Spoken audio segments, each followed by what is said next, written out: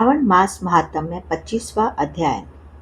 श्रावण अमावस्या के लिए की जाने वाली पिठौरी व्रत का वर्णन। ईश्वर बोले, हे मुनिश्रेष्ठ, अब मैं उत्तम पिठौरी व्रत का वर्णन करूंगा। सभी संपदाओं को प्रदान करने वाला यह व्रत श्रावण मास की अमावस्या को होता है।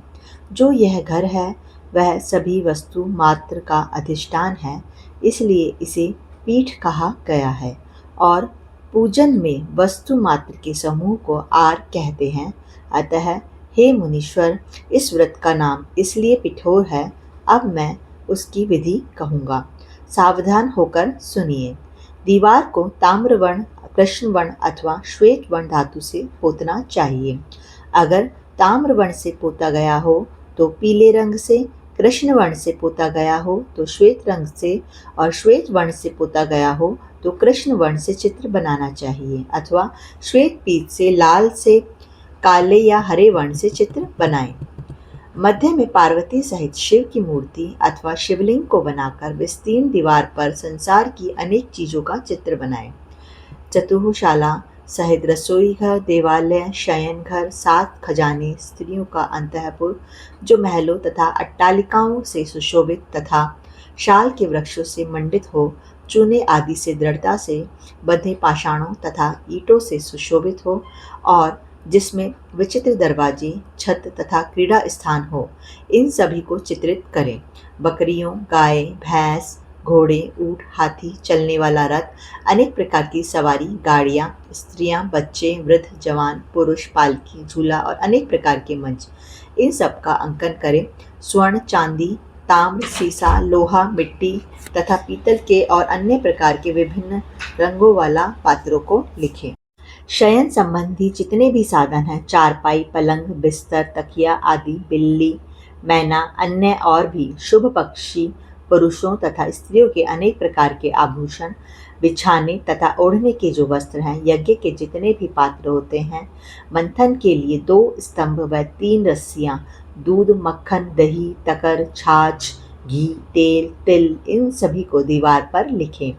गेहूँ, चावल, अरहर, जौ, मक्का, वार्तानल, चना, मसूर, कुल्थी, मूंग, कांगनी, तिल, कोंदो, कात्सी नामक अन्न, सावा, चावल, उड़द, ये सभी धान्य वर्ग भी अंकित करें।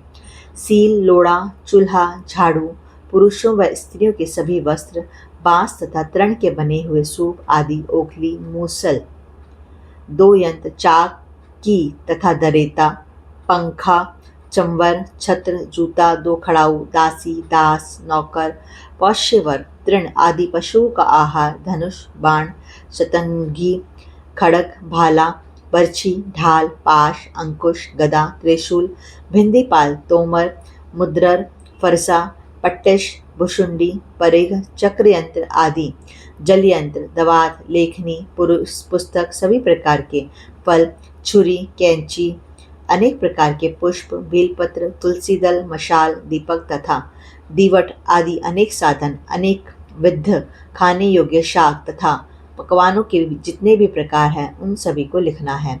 जो वस्तुएं यहाँ नहीं बताई गई हैं, उन सब को भी दीवार पर लिखना है, क्योंकि यहाँ पर सभी कुछ लिखना संभव नहीं है, क्योंकि एक एक पदार्थ के सैकड़ों तथा हजारों भेद हैं और मैं कितना कह सका हूँ।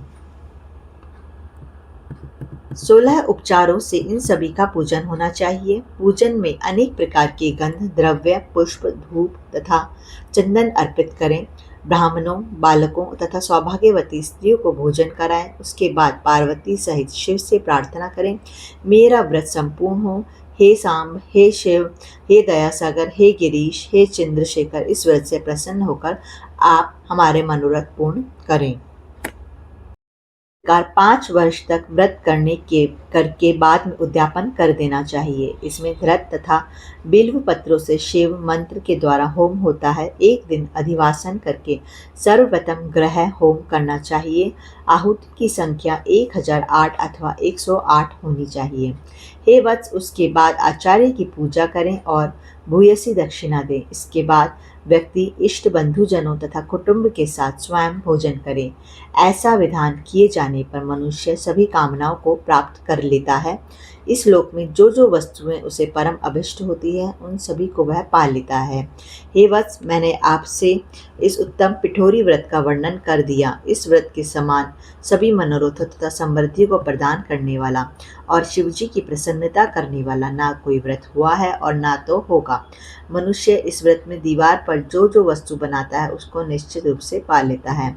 इस प्रकार श्री स्कंद पुराण के अंतर्गत ईश्वर संत कुमार संवाद में श्रावण मास महात्म्य में अमावस्या में पिठोरी व्रत कथा नामक 25वां अध्याय पूर्ण हुआ।